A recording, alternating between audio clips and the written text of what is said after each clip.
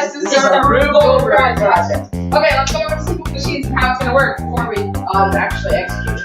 The door is a lever, it changes on a fulcrum. We're going to open the door, we'll pull the string across these two pulleys right here.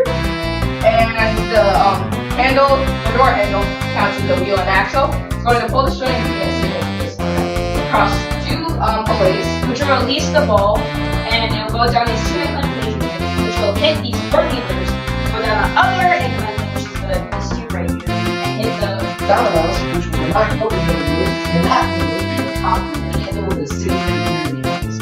And these dominoes count as Yes, dominoes are levers. the balloon rolls down the inclined The plane. balloon rolls down. And It's gonna work with a substitute alarm clock. Yep. Okay. Let's hope it works.